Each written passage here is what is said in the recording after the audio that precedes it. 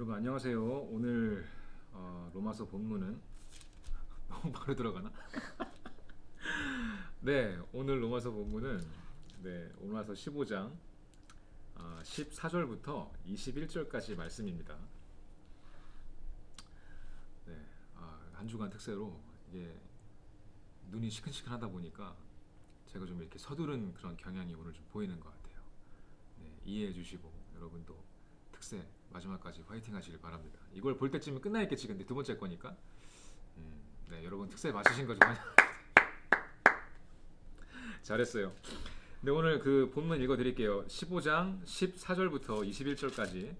내 형제들아 너희가 스스로 선함이 가득하고 모든 지식이 차서 능히 서로 권하는 자임을 나도 확신하노라. 그러나 내가 너희로 다시 생각나게 하려고 하나님께서 내게 주신 은혜로 말미암아 더욱 담대히 대략 너희에게 썼노니 이 은혜는 곧 나로 이방인을 위하여 그리스도 예수의 일꾼이 되어 하나님의 복음의 제사장 직분을 하게 하사 이방인을 제물로 드리는 것이 성령 안에서 거룩하게 되어 받으실 만하게 하려 하심이라. 그러므로 내가 그리스도 예수 안에서 하나님의 일에 대하여 자랑하는 것이 있거니와 그리스도께서 이방인들을 순종하게 하기 위하여 나를 통하여 역사하신 것 외에는 내가 감히 말하지 아니하노라. 그 일은 말과 행위로 표적과 기사의 능력으로 성령의 능력으로 이루어졌으며 그리하여 내가 예루살렘으로부터 두루 행하여 일루리곤까지 그리스도의 복음을 편만하게 전하여노라. 또 내가 그리스도의 이름을 부르는 곳에는 복음을 전하지 않기를 힘썼노니 이는 남의 터 위에 건축하지 아니하려 함이라. 기록된 바 주의 소식을 받지 못한 자들이 볼 것이요 듣지 못한 자들이 깨달으리라 함과 같으니라. 아멘. 네, 오늘 본문에는 이제 사실은 이 바울이 로마서에서 로마에 있는 그 교회에게 이야기하는 어떤 신학적인 주제나 이런 것들은 거의 다 이제 끝을 내가고 있습니다.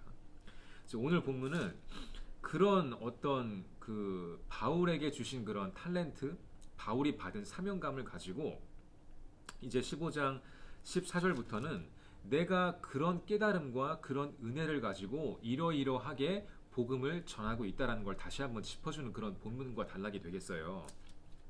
그래서 본문을 다시 보면 내 형제들아 너희가 스스로 선함이 가득하고 모든 지식이 차서 능히 서로 권하는 자임을 나도 확신한다.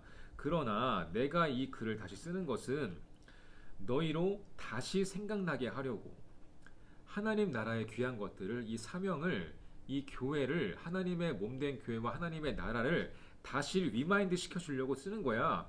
이 은혜는 너무 큰데 곧 나로 이방인을 위하여 그리스도 예수의 일꾼이 되어 하나님의 복음의 제사장 직분을 하게 하셨는데, 그러니까 바울이 스스로 돌아보니까 그렇다는 거예요.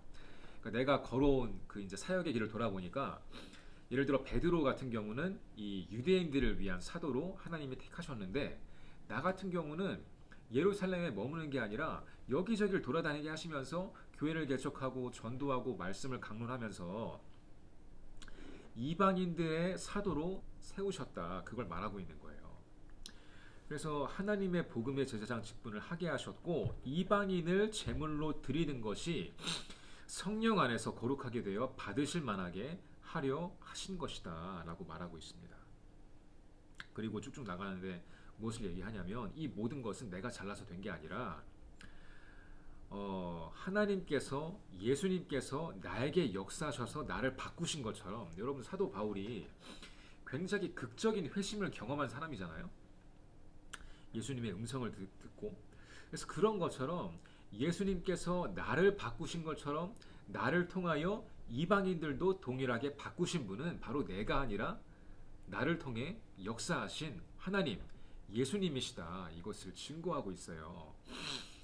여러분 저는 오늘 본문에서 한 가지 나누고 싶은 부분이 이 이방인을 제물로 드리는 이 표현인데, 여러분 사실 우리가 구약 시대 사는 것이 아니기 때문에 이런 제사 용어나 이런 제물, 희생, 제사, 뭐 번제 이런 개념이 머릿속으로 이해는 가지만 과연 그것이 21세기 현대의 사회를 살고 있는 저와 여러분 같은 이런 현대 크리스찬들에게 무슨 의미가 있을까 이런 생각을 할 수가 있거든요.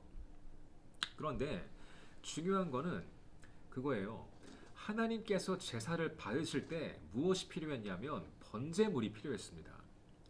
그 번제물은 원래 이 제사를 드리는 백성, 사람이 죄 때문에 죽어야 하는데 이 동물을 잡아서 이 사람이 흘려야 할 피를 대신 동물이 흘리게 하고 사람이 죽어야 할 것을 대신 동물이 죽게 함으로써 이 사람의 생명을 이 보존하고 유지하고 그런 의미가 있었어요.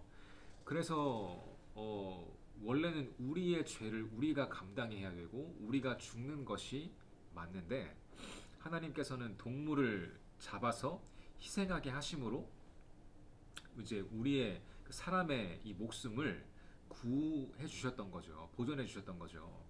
근데 그런 것처럼 이 사도 바울이 보니까 자기의 사역 자체를 하나의 제물처럼 취급하고 있어요.